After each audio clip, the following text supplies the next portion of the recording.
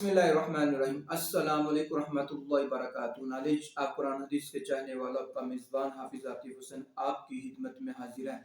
ना सामीन, आज मैं आपको इस वीडियो में सूरह बकरा की आखिरी दो आयत की फजीलत के बारे में बताऊंगा। सुनिए मेरे नबी का फरमान। आका करीम सल्लल्लाहु अलैहि वसल्लम इरशाद फरमाया, जिस शख्स ने रात को सूरह बकरा की आखिरी दो आयत पढ़ ली वो उसके लिए काफ़ी हो जाएंगे। नाज़िल सामीन, सूरह बकरा की आखिरी दो आयत की बहुत ज़्यादा फजीलत है। उलमा ने काफ़ी के बहुत मैंने बयान की हैं, उनमें से चंद मैं आपको बताता हूँ। तो जो बंदा सूरह बकरा की आखिरी दो आयत रात को पढ़ ले वो शैतान से महफूज हो जाता है, यानी आफातो बलिया से भी महफूज हो जाता है और सबसे बढ़कर उसको रूहानी सुकून भी हासिल हो जाता है। तो हम इसकी प्रैक्टिस भी कर लेते हैं ताकि जो हमारी मिस्टेक है वो क्लियर हो जाए। बिस्मिल्लाहिर्रहमानिर्रहीम।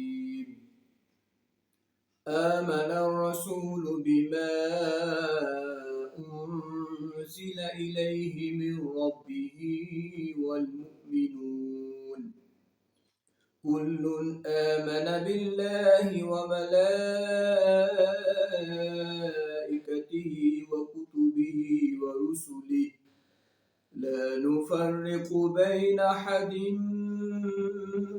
من رسله وقالوا سمعنا وأطعنا غفرانك ربنا وإليك المصير لا يكلف الله نفسا إلا وسعها لها ما كسبت وعليها ما اكتسبت ربنا لا تؤاخذنا إن نسينا أو أخطأنا ربنا ولا تحمل علينا إصرا كما حملته على الذين من قبلنا ربنا ولا تحملنا ما لا طاقة لنا به واعف عنا واغفر لنا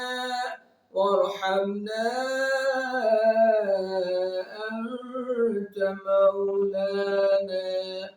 أنت مولانا فانصرنا على القوم الكافرين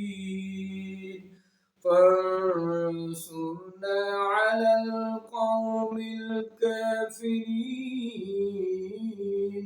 صدق الله العظीम।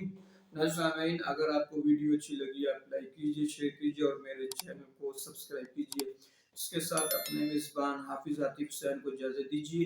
अल्लाह हाफ़िज़, फ़ी अमानिल्लाह। अस्सलामु अलैकुम रहमतुल्लाहि व बरकातुहू।